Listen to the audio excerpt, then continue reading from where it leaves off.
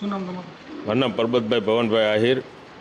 અમો મારા ધર્મપત્ની શ્રી સીતાબેન પરબતભાઈ હુંબલ અમો આજે કમલમે રાજીનામું દેવા પહોંચ્યા છીએ.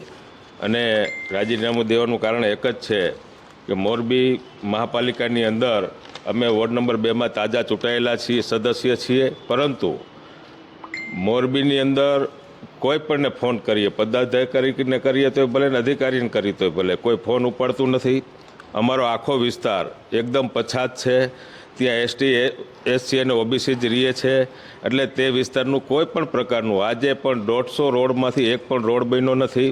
ફક્ત એક મેઇન રોડ બન્યો છે. 2000 લાઇટ નાખવાની જરૂર છે. ત્યાં મને હમણાં 8 જ લાઇટ મોકલી, આવી અમારી મશ્કરી કરે છે. એટલે આવા સંજોગોમાં અમે આ પદ ઉપર રહી તે વ્યાજબી નથી. કારણ કે દરેક રોડ ઉપર મેટલ નાખવી પડે એમ છે. મેં જ્યારે નવી બોડી આવી ચોમાસા પહેલાં જ એવું મેં જાણ કરી દીધી હતી લેખિતમાં કે મારે ઓછામાં ઓછી 200 ગાડી જોશે. મારે 150 શેરી છે, 150 શેરીની અંદર મેટલ નાખવી પડે એમ છે. સત્વરા સમાજની 15 વાડીઓ છે, ત્યાં પણ ક્યાંય હલાય એવું નથી, લાઇટું નથી, થાંભલા નથી, રોડ નથી, કોઈ વસ્તુ ન હોય તો મેં રજૂઆત કરેલ, પણ આજ સુધી કોઈ પણ જાતની રાહત આપેલ નથી, કોઈ પણ જાતના કોઈ કામ શરૂ કરેલ નથી. એટલે અમારે ન છૂટકે આજે રાજીનામું આપવા માટે અમે આવ્યા છીએ.